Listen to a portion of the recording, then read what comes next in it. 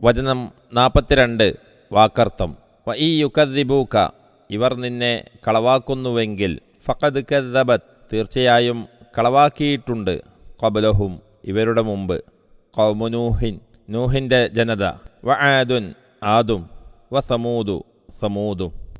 وَإِن يُكَذِّبُوكَ فَقَدْ كَذَّبَتْ قَبْلَهُمْ قَوْمُ نُوحٍ وَعَادٌ وَثَمُودُ. നബിയെ, ഇവർ അഥവാ മുശ്രിക്കുകൾ നിന്നെ കളവാക്കുന്നുവെങ്കിൽ തീർച്ചയായും ഇവരുടെ മുമ്പ് ഇതുപോലെ നൂഹിൻ്റെ ജനതയും ആദും സമൂദും റസൂലുകളെ കളവാക്കിയിട്ടുണ്ട്. വചനം 43 വാക്കർത്ഥം. വഖൗമു ഇബ്രാഹീമ ഇബ്രാഹീമിൻ്റെ ജനതയും വഖൗമു ലൂത്തിൻ ലൂത്തിൻ്റെ ജനതയും وقوم إبراهيم وقوم لوط.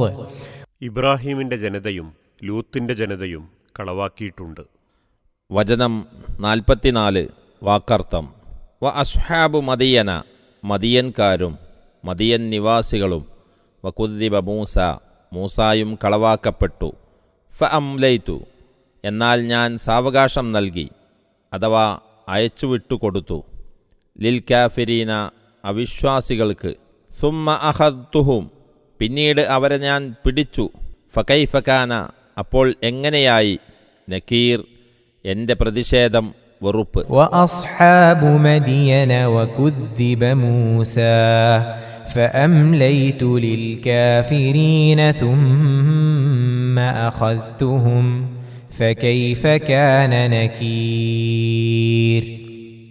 മദിയൻ നിവാസികളും കളവാക്കി, മൂസായും കളവാക്കപ്പെട്ടു. എന്നാൽ അവിശ്വാസികൾക്ക് ഞാൻ സാവകാശം നൽകി. പിന്നീട് ഞാൻ അവരെ വമ്പിച്ച ശിക്ഷ വഴി പിടിക്കുകയും ചെയ്തു.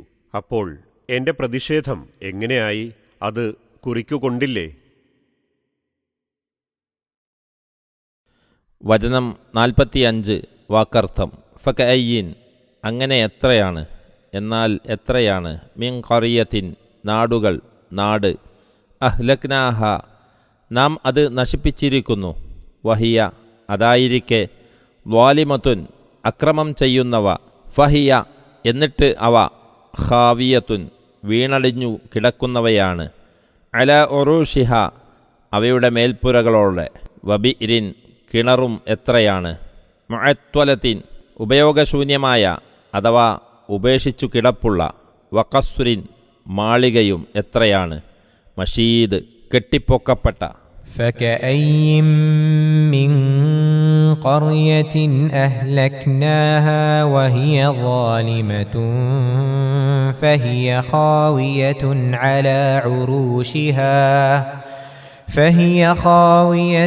على عروشها وبئر معطلة وقصر مشيد. അങ്ങനെ അക്രമം പ്രവർത്തിച്ചു കൊണ്ടിരിക്കവേ എത്ര നാടുകളെ അഥവാ ജനതയെയാണ് നാം നശിപ്പിച്ചത്. എന്നിട്ട് മേൽപ്പുരകളോടെ അവ വീണടിഞ്ഞു കിടക്കുകയാണ്. ഉപയോഗശൂന്യമായ കിണറുകളും കെട്ടി ഉയർത്തപ്പെട്ട മാളികകളും എത്രയാണ് നാശമടഞ്ഞു കിടക്കുന്നത്. 42 മുതൽ 45 വരെയുള്ള വചനങ്ങളുടെ വിശദീകരണം. നബിമാരെ വ്യാജമാക്കി ധിക്കരിക്കലും അക്രമത്തിനൊരുങ്ങലും അവിശ്വാസികളുടെ മുമ്പേയുള്ള പതിവാണ്.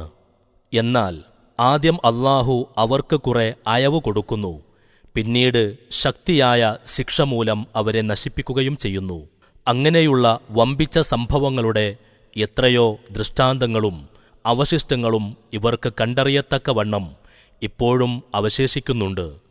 ഇപ്രകാരം നബി സല്ലല്ലാഹു അലൈഹി വസല്ലമയെ സാന്ത്വനപ്പെടുത്തുകയാണ്.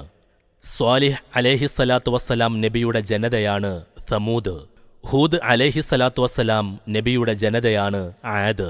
ഇവരെപ്പറ്റി ഇതിനു മുമ്പ് പല സൂറത്തുകളിലും പ്രസ്താവിച്ചിട്ടുണ്ട്. സൂറത്തു ശുആറയിൽ വെച്ച് കൂടുതൽ വിവരം നമുക്ക് കാണാം ഇൻഷാ അല്ലാഹ്.